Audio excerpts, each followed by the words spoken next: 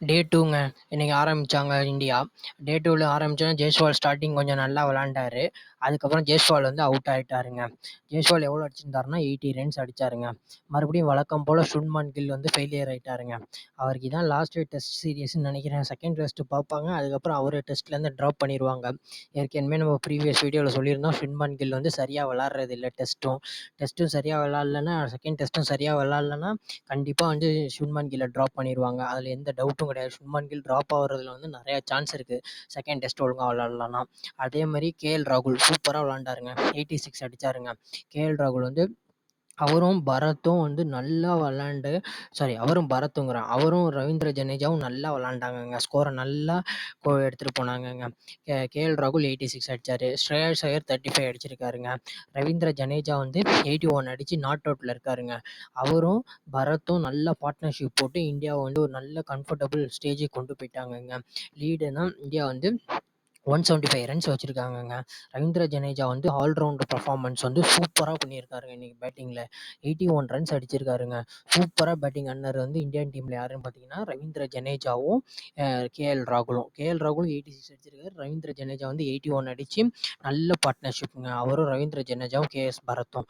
அப்புறமேட்டு வந்து கேஎஸ் பரத் வந்து 41ல் அவுட் ஆயிட்டாரு. ரவிச்சந்திரன் அஸ்வின் வந்தார், அவரும் அவுட் ஆயிட்டாரு.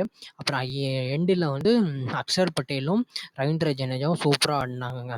அக்ஷர் பட்டேல் வந்து 35 ரன்ஸ் அடிச்சிருக்காரு. இந்தியாவுக்கு வந்து நல்ல இப்போ லீடு வச்சுருக்காங்க. இந்தியா லீடு எவ்வளோ பார்த்தீங்கன்னா 175 ரன்ஸ் வச்சுருக்காங்க இந்தியா. ஆனால் super batting by Ravindra Jadeja.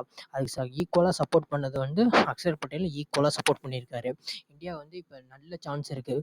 நாளைக்கு மார்னிங் ஒரு செஷன் வந்து இந்தியா பேட்டிங் ஆடி ஒரு 230 ஒரு லீடுனா வச்சாங்கன்னா இங்கிலாந்துக்கு ரொம்ப கஷ்டமாக போயிடும். இப்போயே இங்கிலாந்துக்கு வந்து கஷ்டமாக தான் இருக்கும் அந்த லீடு அடிக்கிறதுக்கு. பார்ப்போம் நாளைக்கு எப்படி இந்தியா பேட்டிங் ஆடி லீடு வைக்கிறாங்கன்ட்டு. இப்போதைக்கு இந்தியாவோட லீடு வந்து 175. இங்கிலாண்டோட பவுலிங்கை பற்றி சொல்லியே ஆகணுங்க. இன்எக்ஸ்பீரியன்ஸ் பவுலிங் அட்டாக் தான். ஏன்னா ஒரே ஒரு ஃபாஸ்ட் பவுலர் தான் வச்சுருக்காங்க. மற்ற எல்லாமே வந்து ஸ்பின்னர்ஸ் தான். அதில் ஜாக் லீச் மட்டும்தான் மெயினான ஸ்பின்னர். மற்ற எல்லாம் ரியான் அகமதுக்கு தான் எக்ஸ்பீரியன்ஸ் கிடையாது. டாம் ஹர்ட்லிக்கு டெபுட்டனு. அடுத்து அவங்க 3 பேர் தான் மெயின் ஸ்பின்னர். ஆனால் பார்ட் டைம் ஸ்பின்னர் வந்து ஜோ ரூட் சூப்பராக பவுலிங் போட்டாருங்க. மார்னிங் செஷன்லேயே வந்து எஸ்எஸ்சி ஜெய்ஸ்வால் விக்கெட் எடுத்துட்டாரு. அவர் எடுத்தவுடனே அப்புறமேட்டு வந்து டாம் ஹர்ட்லி வந்து சுப்மன் கில் விக்கெட் எடுத்துட்டாருங்க. அப்புறம் ரியான் அகமது வந்து ஸ்ரேயஸ் ஐயர் விக்கெட் எடுத்துட்டாருங்க. சூப்பராக பவுலிங் போட்டிருக்காங்க இங்கிலாந்து. நாளைக்கு மார்னிங் செஷன்லேயே இந்தியாவை ஆல் அவுட் எடுத்துட்டாங்கன்னா இன்னும் இந்தியாவுக்கு வந்து சஃபர் ஆயிரும். பார்ப்போம். இந்தியா கையில் தான் இப்போதைக்கு மேட்ச் இருக்குது. நாளைக்கு மார்னிங் செஷன் வந்து ரொம்ப இம்பார்ட்டன்ட் செஷனாக இருக்கும் இந்தியாவுக்கு. இந்தியா வந்து நல்லா நாளைக்கு மார்னிங் செஷன் பேட்டிங் ஆடி ஒரு 230 லீடு வச்சிட்டாங்கன்னா இந்தியா போதும். பார்ப்போம் நாளைக்கு இந்தியா எப்படி பேட்டிங் ஆடுறாங்கன்ட்டு மார்னிங் செஷனில்.